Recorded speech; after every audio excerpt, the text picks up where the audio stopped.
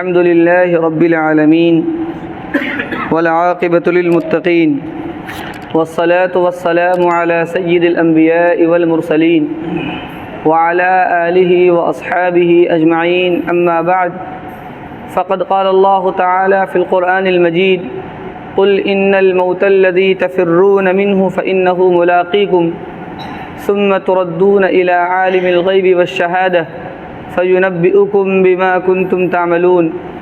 صدق اللہ العظیم۔ یہ اقامت پیغام سفر دیتی ہے، یہ اقامت پیغام سفر دیتی ہے، زندگی موت کے آنے کی خبر دیتی ہے۔ اس دنیا کے اندر آپ کو ایسے لوگ بھی ملیں گے جو اللہ کو نہیں مانتے، رسول کو نہیں مانتے، ایسے لوگ بھی ملیں گے جو کسی مذہب کو نہیں مانتے، قرآن و حدیث کو نہیں مانتے اور دنیا کی بہت سی حقیقتوں کا انکار کرتے ہیں۔ لیکن دنیا کے اندر کوئی ایسی قوم، کوئی ایسا انسان نہیں ملے گا جو موت کو نہیں مانتا، اس لیے کہ موت ایسی حقیقت ہے جس کا انسان آئے دن اپنی آنکھوں سے مشاہدہ کرتا ہے۔ اسی وجہ سے موت کے سلسلے میں کسی کا کوئی اختلاف نہیں، چاہے وہ جس مذہب کا ماننے والا ہو، چاہے وہ کسی مذہب کو نہ ماننے والا ہو، ہر شخص موت کو ضرور مانتا ہے کہ موت ایک نہ ایک دن آئے گی۔ موت ایسی حقیقت ہے کہ ہر انسان اس کا یقین کرتا ہے۔ ساتھ ہی یہ بات بھی مسلم ہے کہ موت کب آئے گی اس کا بھی علم کسی کو نہیں۔ موت کا بھی یقین ہے اور موت کے آنے کے وقت کے معلوم نہ ہونے کا بھی یقین ہے کہ کسی بھی انسان کو یہ پتہ نہیں کہ اس کی موت کب آ جائے گی۔ حضرت امام مالک رحمۃ اللہ علیہ بہت بڑے عالم گزرے ہیں، مدینہ منورہ میں رہتے تھے۔ ان کی خواہش یہ تھی کہ ان کو مدینہ منورہ کے اندر ہی دفن کیا جائے، اس لیے حضرت امام مالک رحمۃ اللہ علیہ عام طور پر مدینہ منورہ سے باہر نہیں جاتے تھے کہ کہیں باہر جاؤں اور وہاں موت آ جائے اور وہیں دفن کر دیا جاؤں۔ اس فکر میں تھے کہ مجھے معلوم ہو جائے کہ کب میری موت آئے گی تو اسی حساب سے میں سفر کروں گا۔ چنانچہ ایک دن سوئے ہوئے تھے اور خواب میں دیکھا نبی اکرم صلی اللہ علیہ وسلم کو۔ جب آپ صلی اللہ علیہ وسلم کو خواب میں دیکھا تو آپ صلی اللہ علیہ وسلم سے حضرت امام مالک رحمۃ اللہ علیہ نے پوچھا کہ اللہ کے نبی صلی اللہ علیہ وسلم، میری خواہش ہے کہ میں مدینہ میں مروں اور میں مدینہ میں دفن ہو جاؤں، یہ آپ کا شہر ہے، اس لیے آپ مجھے بتا دیں کہ میری موت آنے میں کتنا وقت ہے تاکہ میں اسی حساب سے سفر کر سکوں۔ آپ صلی اللہ علیہ وسلم نے 5 انگلی سے اشارہ کیا اور ان کی آنکھ کھل گئی۔ اب حضرت امام مالک رحمۃ اللہ علیہ پریشان ہے کہ 5 انگلی سے اشارے کا کیا مطلب؟ میں نے اپنی موت کے تعلق سے سوال کیا اور آپ صلی اللہ علیہ وسلم نے 5 انگلی دکھا کر کے بات ختم کر دی، آخر اس سے کیا مراد ہے؟ 5 سال ہے، 5 مہینے ہیں، 5 ہفتے ہیں، 5 دن ہے، کیا مراد؟ اس زمانے میں ایک بڑے عالم تھے امام سیرین رحمۃ اللہ علیہ، تعبیر کے بہت بڑے عالم تھے، خواب کی تعبیر بتانے میں بہت ماہر تھے۔ انہوں نے اپنے ایک شاگرد کو بھیجا کہ جاؤ اور ان سے اس خواب کی تعبیر پوچھو۔ جب شاگرد گئے تو انہوں نے پوچھا، حضرت امام سیرین رحمۃ اللہ علیہ نے کہا کہ یہ خواب کس نے دیکھا ہے سو بتاؤ۔ شاگرد نے کہا کہ جس نے دیکھا ہے اس نے بتانے سے منع کیا۔ امام سیرین رحمۃ اللہ علیہ نے کہا کہ یہ کوئی معمولی آدمی کا خواب نہیں، کسی بڑے عالم کا خواب ہے، اور مدینہ منورہ میں امام مالک سے بڑا عالم کون ہو سکتا ہے؟ اس لیے یہ خواب امام مالک کا ہے، اگر وہ اجازت دیں تو مجھے بتاؤ۔ چنانچہ اجازت مل گئی، بتا دی گئی۔ امام سیرین رحمۃ اللہ علیہ نے کہا کہ آپ صلی اللہ علیہ وسلم نے 5 انگلی سے جو اشارہ کیا، اس سے مراد نہ 5 سال ہے، نہ 5 مہینے ہیں، نہ 5 ہفتے ہیں، نہ 5 دن ہیں۔ اس سے اشارہ اس قرآن کریم کی اس آیت کی طرف ہے جس آیت میں اللہ تبارک و تعالی نے 5 چیزوں کے بارے میں فرمایا ہے کہ اس کا علم کسی کو نہیں سوائے اللہ کے۔ ان اللہ عندہ علم الساعۃ وینزل الغیث ویعلم ما فی الارحام وما تدری نفس ماذا تکسب غدا وما تدری نفس بأی ارض تموت۔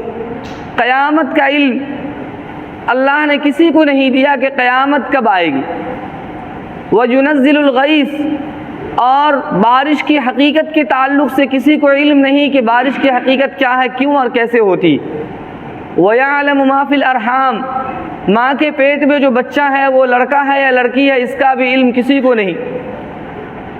وَمَا تَدْرِي نَفْسٌ مَاذَا تَكْسِبُ غَدًا، کل کہاں سے کون رزق کمائے گا، اس کا بھی علم کسی کو نہیں۔ وَمَا تَدْرِي نَفْسٌ بِأَيِّ أَرْضٍ تَمُوتُ، اور انسان کل کہاں مرے گا، اس کا بھی کسی کو علم نہیں۔ تو یہ 5 چیزیں جو اللہ کے علم میں ہے، کسی اور کو اس کا علم نہیں۔ اللہ کے نبی صلی اللہ علیہ وسلم نے اس 5 انگلی سے اس بات کی طرف اشارہ کیا کہ اے امام مالک، آپ جس چیز کے بارے میں مجھ سے سوال کرتے ہیں وہ تو ان 5 چیزوں میں سے ہے جس کا علم کسی نبی کو بھی نہیں دیا گیا۔ تو بہرحال یہ بات بھی طے ہے کہ انسان کو مرنا ہے، اور یہ بات بھی طے ہے کہ کسی انسان کو اپنے موت کا علم نہیں کہ وہ موت کب آ جائے گی۔ موت کا مقام بھی مقرر ہے کہ کس مقام پر انسان کو مرنا ہے، اور اس کا بھی علم کسی کو نہیں۔ موت کا مقام بھی مقرر ہے۔ حضرت سلیمان علیہ السلام کے بارے میں آپ حضرات نے سنا ہوگا کہ حضرت سلیمان علیہ السلام کی حکومت ہواؤں پر بھی تھی، چرند پرند درند سب چیز پر ان کی حکومت تھی۔ ان کے ایک وزیر تھے، ان کے دربار میں بیٹھے تھے، اور حضرت اسرائیل علیہ السلام جو روح نکالنے والے فرشتے ہیں، انسانی شکل میں حضرت سلیمان علیہ السلام کے مجلس میں آ گئے، اور آ کر کے اس وزیر کو بار بار غور سے دیکھتے تھے۔ جب وہ چلے گئے تو اس وزیر نے حضرت سلیمان علیہ السلام سے پوچھا کہ یہ شخص جو آیا تھا کون تھا؟ حضرت سلیمان علیہ السلام نے کہا کہ یہ اسرائیل علیہ السلام جو ملک الموت ہے، موت کے فرشتے ہیں، وہی آئے ہوئے تھے انسانی شکل میں۔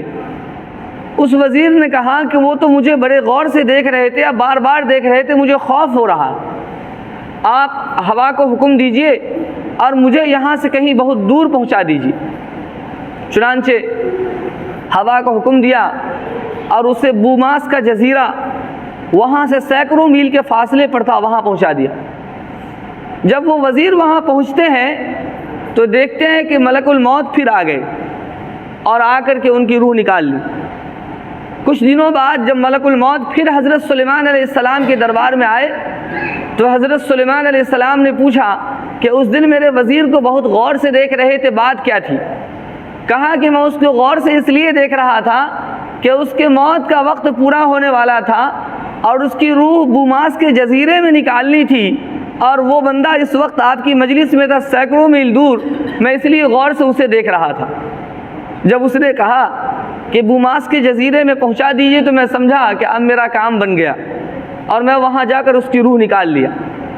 تو میرے بھائیوں، موت کا وقت بھی مقرر ہے، موت کی جگہ بھی مقرر ہے، اور موت کا علم کسی کو نہیں کہ ہمیں کب آ جائے گی اور کہاں پر آ جائے گی، اس کا بھی علم کسی کو نہیں۔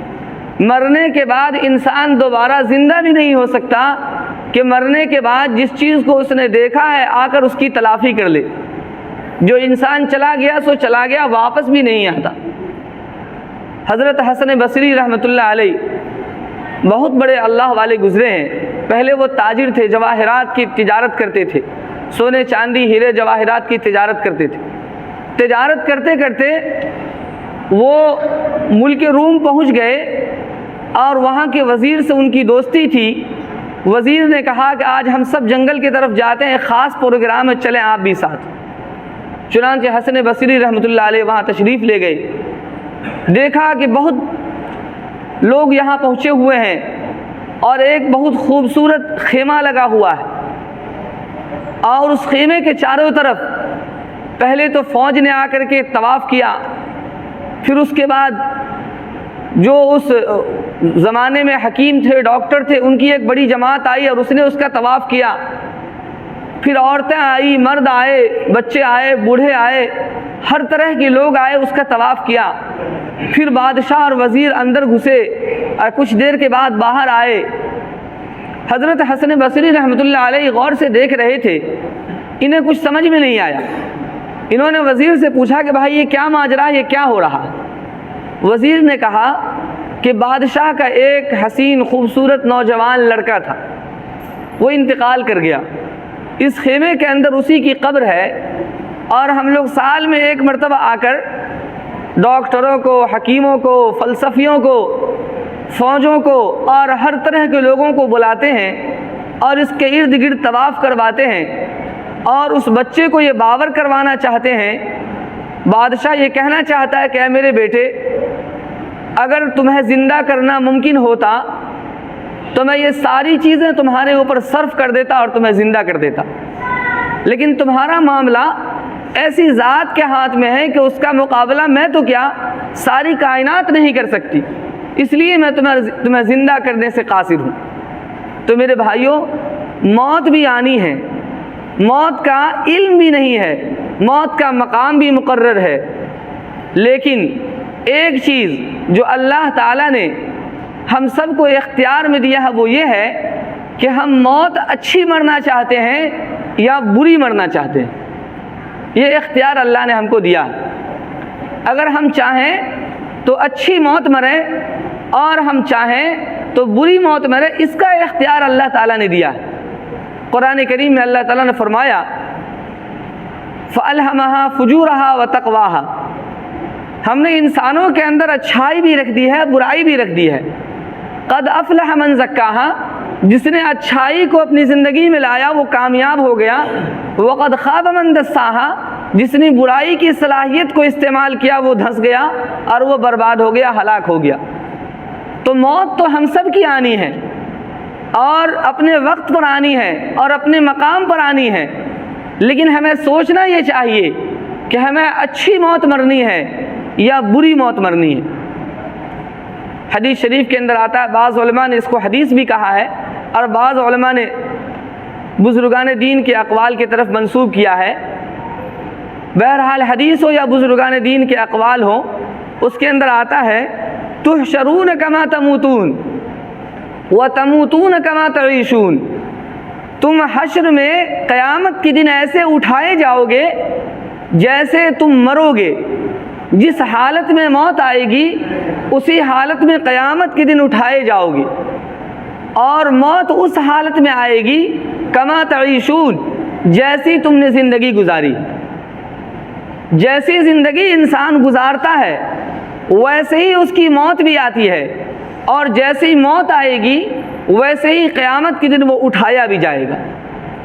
اب انسان اگر زندگی اچھائی کے ساتھ گزارتا ہے، عدل و انصاف کے ساتھ گزارتا ہے، اللہ کی فرما برداری کے ساتھ گزارتا ہے، رسول اللہ صلی اللہ علیہ وسلم کی اتباع میں گزارتا ہے، دینداری کی زندگی گزارتا ہے، اسلامی زندگی گزارتا ہے، تو اس کی موت بھی ویسے ہی ہوگی۔ اور اگر کوئی انسان زندگی فحاشی کے اندر، عیاشی کے اندر، شراب نوشی کے اندر اور طرح طرح کے خرافات کے اندر گزارتا ہے تو پھر اس کی موت بھی ویسے ہی آئے گی۔ آپ دنیا کے اندر اس کا مشاہدہ کر سکتے ہیں، دیکھ سکتے ہیں کہ انسانوں کی موتیں جو آتی ہے وہ کیسے آتی ہے۔ عموماً ایسا ہی ہوتا ہے، انسان جیسی زندگی گزارتا ہے، جس ڈگر پر چلتا ہے، موت بھی اسی ڈگر پر ہے۔ فضائل اعمال کے اندر آپ حضرات نے بارہا سنا ہوگا، ایک آدمی بھوسا کا کام کرتا تھا اور جب اس کی موت آئی تو لوگ کہتے تھے لا الہ الا اللہ، وہ بھوس بھوس کرتا تھا اور بھوسا بھوسا کرتے ہوئے دنیا سے چلا گیا، اس لیے کہ ساری زندگی اس نے بھوسے کے اندر لگائی تھی، تو موت کے وقت زبان پر کلمہ آنے کے بجائے وہ بھوسا بھوسا کرتا ہوا دنیا سے چلا گیا۔ بس دو تین مثالیں میں عرض کر کے اپنی بات ختم کرتا ہوں۔ انسان اگر اچھی زندگی گزارتا ہے، دینداری کی زندگی گزارتا ہے، تو اس کی موت بھی ویسے ہی آتی ہے۔ امام مسلم رحمۃ اللہ علیہ، بخاری شریف آپ حضرات نے سنی ہوگی، بخاری شریف ایک کتاب کا نام ہے اور مسلم شریف بھی حدیث کی ایک کتاب ہے، بہت معتبر کتاب ہے۔ مسلم شریف کے لکھنے والے جو عالم ہیں جن کو امام مسلم کہا جاتا ہے، پوری زندگی انہوں نے حدیث کے پڑھنے میں پڑھانے میں گزار دی، ان کی موت کیسی آتی ہے دیکھیے. جب ان کی موت کا وقت قریب آیا تو کسی شاگرد نے ان سے سوال کیا کسی حدیث کے متعلق کہ یہ حدیث کہاں ہے اور اس کی حقیقت کیا ہے. لوگوں نے لکھا ہے کہ امام مسلم رحمۃ اللہ علیہ حدیث کی کتاب نکال کر پڑھنے لگے. خادم نے لا کر کھجور کی ٹوکری رکھ دی. کھجور کھا رہے تھے اور مطالعہ کر رہے تھے. مطالعہ میں اتنا منہمک تھے کہ ان کو خیال ہی نہ رہا کہ میں نے کتنا کھا لیا. کھجور کی ٹوکری ختم ہو گئی اور ادھر ان کی روح پرواز کر گئی. لوگوں نے لکھا ہے کہ جس حدیث کی تلاش تھی جب لوگ گئے تو دیکھا کہ اسی حدیث پر ان کی انگلی تھی. زندگی بھر حدیث پڑھائی تو موت آئی اس حالت میں کہ وہ حدیث پڑھتے ہوئے اس دنیا سے چلے گئے. حضرت امام ذہبی رحمۃ اللہ علیہ بہت بڑے امام گزرے ہیں. امام ذہبی رحمۃ اللہ علیہ بھی پوری زندگی حدیث پڑھاتے رہے. جب موت کا وقت آیا تو اس وقت بھی حدیث ہی پڑھا رہے تھے اور شاگرد بیٹھے تھے اور روایت پڑھا رہے تھے. اور روایت پڑھاتے پڑھاتے انہوں نے کہا عن ابی ہریرہ رضی اللہ تعالی عنہ قال قال رسول اللہ صلی اللہ علیہ وسلم من کان آخر کلامہ لا الہ الا اللہ دخل الجنہ. حضرت ابو ہریرہ رضی اللہ تعالی عنہ فرماتے ہیں کہ جس آدمی کا آخری کلام لا الہ الا اللہ ہو وہ جنت میں جائے گا. اسی حدیث کو امام ذہبی رحمۃ اللہ علیہ پڑھ رہے ہیں اور جیسے کہا لا الہ الا اللہ ان کی روح پرواز کر گئی. دیکھیے حدیث سے شغف تھا. موت آئی تو حدیث پڑھتے ہوئے اور حدیث پڑھاتے ہوئے. حضرت امام ابو یوسف رحمۃ اللہ علیہ بہت بڑے عالم گزرے ہیں. ہارون رشید کے زمانے میں قاضی القضات تھے اور بہت کم عمر میں قاضی بنا دیا گیا تھا. بہت بڑے اہل علم تھے. ان کے بارے میں آتا ہے کہ ہارون رشید نے صرف ایک فتوے کی وجہ سے ان کو قاضی القضات بنا دیا کم عمری کے باوجود. ہارون رشید ایک مرتبہ رات میں اپنے گھر میں بیٹھے تھے, محل میں بیٹھے تھے. بیوی سے کسی معاملے میں لڑائی ہو گئی.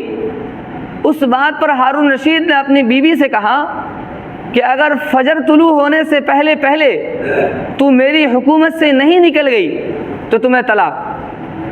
اب ظاہرہ ہارون رشید کی حکومت تو بہت دور تک تھی. اب وہ کس چیز کے ذریعے سے, کس سواری کے ذریعے سے اس کو حکومت سے رات کے اندر ہی نکل سکتی تھی. علماء سے پوچھا گیا. علماء نے کہا کہ ممکن نہیں ہے ان کی حکومت سے نکلنا رات بھر میں, اس لیے طلاق تو ہو جائے گی. اسی رات حضرت امام ابو یوسف رحمۃ اللہ علیہ کے پاس بھی یہ خبر پہنچی. انہوں نے ان کی بیوی کو بلایا, زبیدہ کو, اور کہا کہ آپ کو طلاق نہیں ہوگی, بس ایک شکل ہے کہ آپ کو رات مسجد کے اندر گزارنی پڑے گی. آپ مسجد کے اندر رات گزار لیں, آپ کو طلاق نہیں پڑے گی. چنانچہ مسجد کے اندر آ گئی. اب صبح ہوئی, لوگوں نے کہا طلاق پڑ گئی. امام یوسف رحمۃ اللہ علیہ نے کہا کہ طلاق نہیں پڑی. کہا کہ کیسے نہیں پڑی؟ کہا کہ بادشاہ نے شرط لگائی تھی کہ ہماری حکومت سے باہر چلی جاؤ, اگر نہیں گئی تو طلاق پڑ جائے گی. اور مسجد اللہ کا گھر ہے, یہاں کسی کی حکومت نہیں. مسجد کے اندر کسی کی حکومت نہیں, صرف اللہ کی حکومت ہوتی ہے. اگر کوئی ذمہ دار ہوتے ہیں تو نظام چلانے کے لیے ہوتے ہیں, حکومت صرف اللہ کی ہے مسجد کے اندر. وہ تلاوت کی وَأَنَّ الْمَسَاجِدَ لِلَّهِ, مسجدیں تو صرف اور صرف اللہ کی ہے. تو فرمایا کہ مسجد کے اندر اللہ کی حکومت ہے, بادشاہ کی حکومت نہیں ہے. اور اس خاتون نے رات کے اندر اللہ کی حکومت میں چلی گئی, بادشاہ کی حکومت سے نکل گئی, اس لیے اس کو طلاق نہیں ہوگی. ہارون رشید بہت خوش ہوا اور اس نے ان کو قاضی القضات بنا دیا. بہرحال حضرت امام ابو یوسف رحمۃ اللہ علیہ اتنے بڑے فقیہ, زندگی انہوں نے مسئلے مسائل کے پڑھانے میں گزار دی.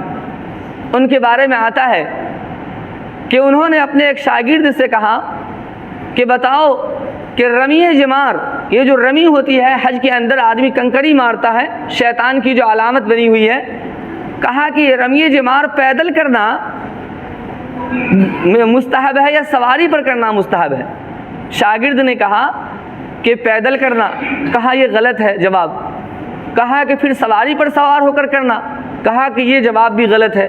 کہا کہ حضرت دو ہی طریقے ہیں, یا تو آدمی پیدل کرے گا یا سواری پر کرے گا, اور آپ نے دونوں کو غلط کہہ دیا, تو صحیح مسئلہ کیا ہے؟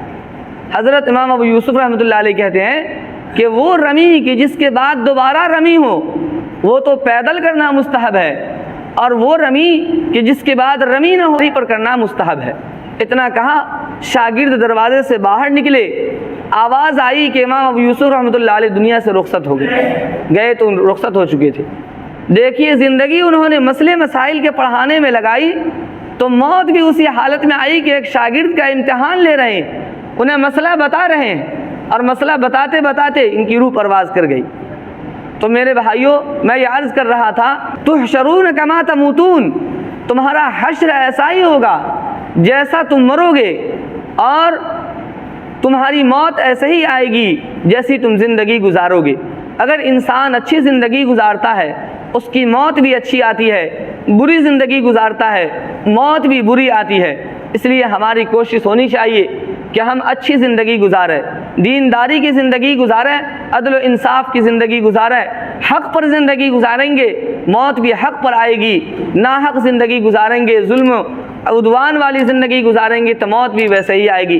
اللہ تعالی ہم سب کو اچھی زندگی بھی عطا فرمائے اور اچھی موت بھی عطا فرمائے۔ وآخر دعوانا الحمد للہ رب العالمین۔